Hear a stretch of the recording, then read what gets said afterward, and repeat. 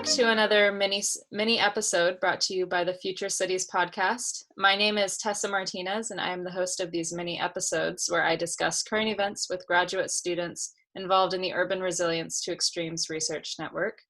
My guest today is Stephen Elser. Hello, Stephen. Hello, hello. And if you listen to the last full-length episode of the Future Cities podcast, then you'll know that Stephen is a PhD student at Arizona State University in the School of Life Sciences. While his background is predominantly in aquatic ecology, he's always been interested in the connections between people and the environment. His research now focuses on ecosystem services of green infrastructure and the ways in which urban stakeholders perceive and use those services to prepare for the future. Prior to ASU, Stephen graduated from the University of Notre Dame in 2014 with a BS in environmental science and a minor in sustainability. After his undergraduate, Stephen worked for 2 years in a stream ecology lab at Baylor University before starting his PhD in the fall of 2016. So, our first topic today revolves around where the coronavirus started and, in some ways, why it started. And just to give some background information on this, according to the CDC, in January 30th of this year, COVID-19, also known as the novel coronavirus, was declared a public health emergency of international concern by International Health Regulations Emergency Committee of the World Health Organization.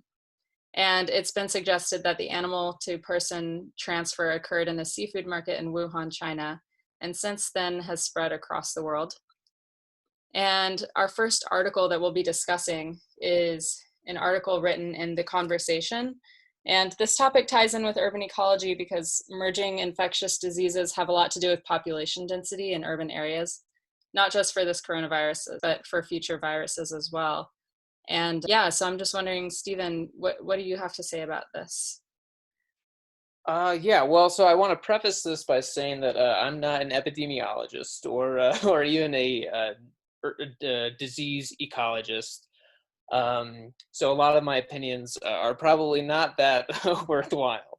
But I think that I have some general thoughts. And so one is that, obviously we live in a very urban world and people live in cities for a lot of reasons: job opportunities, food, culture, lots of other things, lots of good things about cities.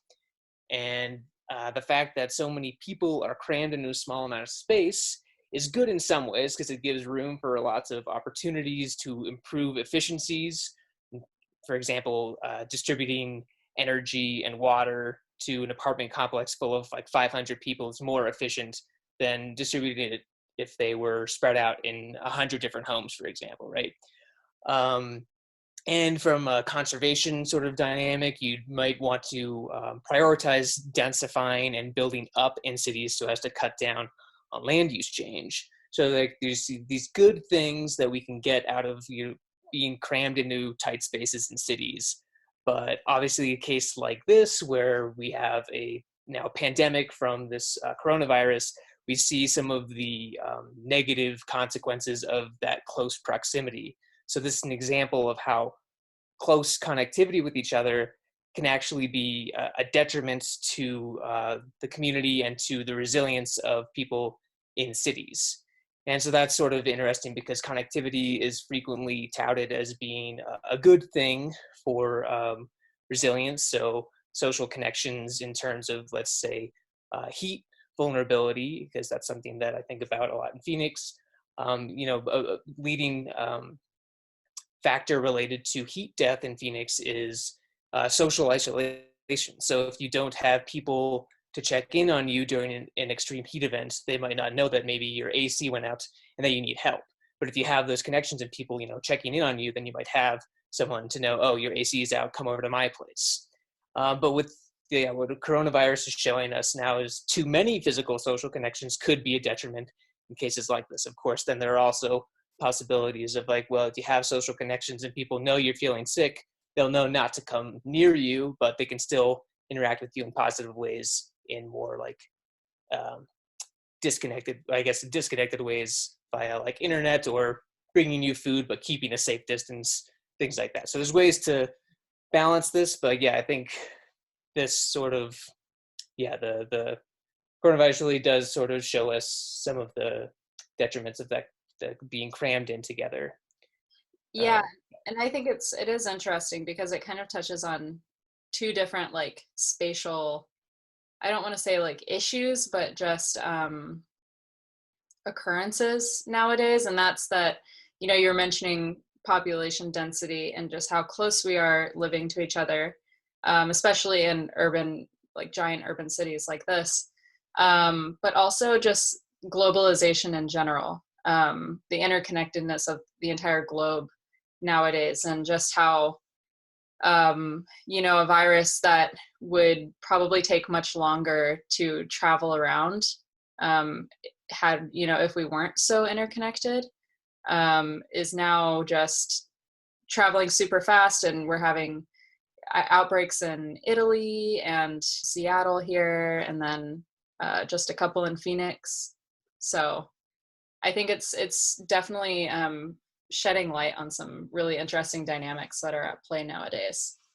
yeah, absolutely. Yeah, I think that sort of again speaks to some trade-offs that we have with this connectivity, both in crammed quarters, but like you said, how easy it is for people to move from one place to another nowadays compared to 100 years ago. You can get across the world on a plane ride, in less than a day, and carry with you, whatever sorts of things were with you when you got on the plane. So that's good in a lot of ways because it means that we can go experience new places, new cultures, and have those sort of imports exports that are important to people's everyday lives. But yeah, we get this trade-off now of people that are sick traveling all over the place and spreading a disease.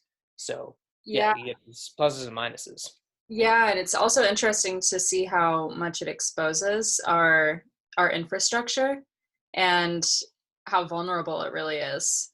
Because I mean, I've been loosely following. I don't know stocks or stock market like that well. I'm not super well versed in that area, but we're seeing dips that we haven't seen since the 2008 recession, and just oil imports and exports and all these things that we're really reliant on, as a global population. Yeah, no, obviously it's tragic, but it is interesting to think about and see how some things sort of play out and how, like you mentioned, how our infrastructure systems are prepared for such an event.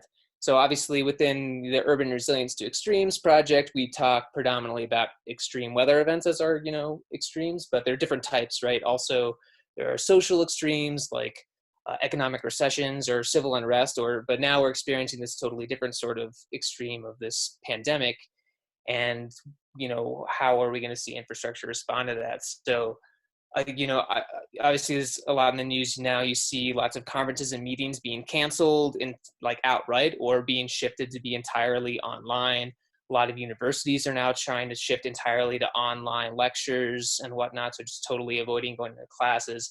Businesses are asking people to, when possible, work from home.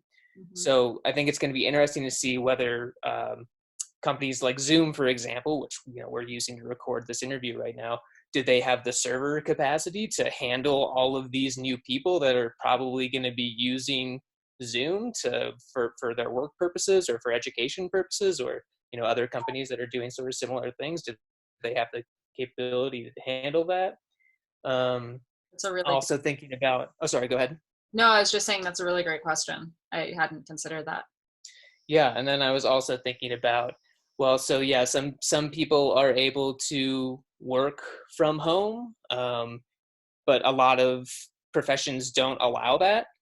So it's going to be interesting to see what sorts of groups of people might be maybe more exposed to coronavirus based on their job, and and how that falls out in terms of like equity and making sure that people that are maybe more vulnerable in some ways are now maybe even going to be more exposed to a virus because of the sorts of jobs that they have. So that's something, and a dynamic that I think we need to pay attention to and call attention towards. And then also thinking about physical infrastructure that we have in place. So a couple, like earlier, maybe a year ago, we had an episode about resilient hospitals, and that was particular about designing hospitals that are resilient to extreme weather events. But thinking about how, okay, our hospitals built in the US to handle such an influx of patients that we're probably going to see from coronavirus. And so if can they handle them? And if not, what do we do? Can we roll out pop-up facilities at a sufficient rate? What buildings can we use for multiple purposes to help house patients and quarantine where necessary? So I think, yeah, it's going to be really interesting to see how some of these infrastructure elements play out over the course of this pandemic. Yeah. Well, I guess let's move on to the second topic on a less depressing note, but also actually that's kind of ironic because the next topic talks about depression. But it talks about it in a positive way and how it can be helped. So this article written by Ritu Chatterjee for NPR discusses research conducted in Philadelphia that found that having access to green spaces can actually reduce symptoms of depression for people who live near them, especially in low-income neighborhoods. And these green spaces could really take the form of a community garden or just anywhere that people living in urban areas can be a little bit more connected to nature. And I think this is a really awesome concept because it dives into two relevant topics circulating around nowadays that are mental health and are just our busy way of life. You know, everybody's always go, go, go. And I mean, at least in the US, very focused on productivity in business. And I think it's a really interesting find, you know, that we could all be a little bit more connected to nature, and that actually might help our mental and, you know, just well-being in general. Yeah, totally. And yeah, I mean, there's all sorts of great things that green spaces do for people in cities. So yeah, this article is talking about how it might alleviate depression, and I think there are lots of papers out there now, sort of illustrating the point of how green or natural spaces in cities can sort of help alleviate stress, reduce depression, help people's cognitive function.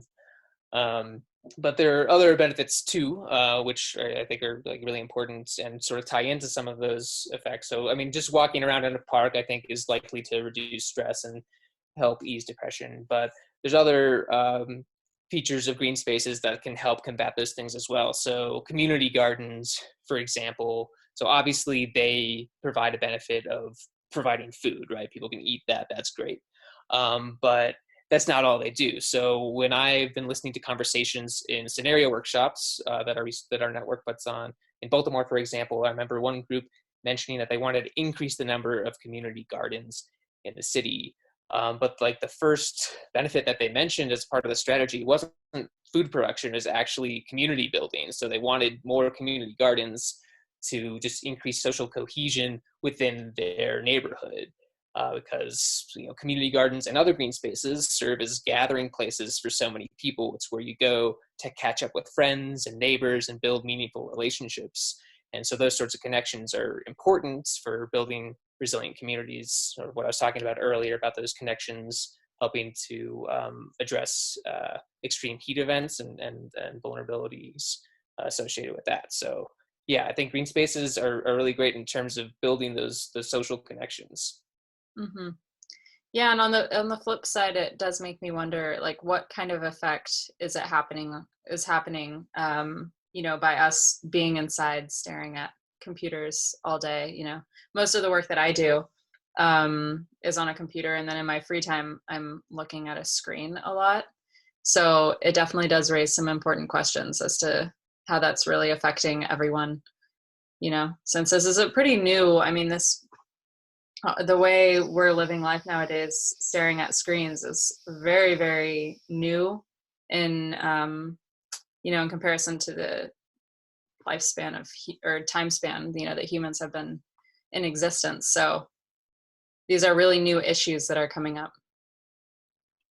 Yeah, I think there definitely are new issues coming up from the actual total shift in how humans are living. But there's actually even been some research showing that even just being able to view green things from inside provides you with benefits. So like there have been some papers showing that, for instance, people recovering in hospitals, that when they had green views from their bedroom windows in their hospitals, they required less medication, nursing attention, and they recovered faster. So like that's one benefit, that you don't even need to be going outside necessarily to receive some of these benefits that green spaces are providing. Green spaces also help cool down, temperatures of your home, or require you to use less air conditioning. So even if you're not going outside, you're still getting some amount of benefit from green spaces. Obviously, if you go outside, you'll probably get more. But even if you're spending a lot of your time inside, like many city dwellers do, you're going to be getting some sort of benefit from green spaces. Mm-hmm. That just about sums it up for this this month's Minisode. So thank you for coming on with me today, Stephen. Thank you so much for having me, Tessa. This is my first time actually being interviewed for the podcast, so it was fun. I'm happy to be here.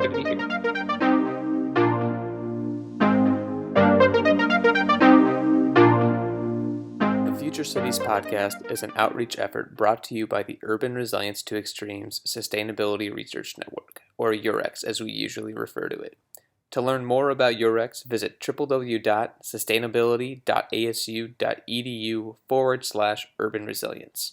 If you have any questions, feedback, or suggestions for future episodes, you can email us at futurecitiespodcast@gmail.com or find us on Twitter at futurecitiespod.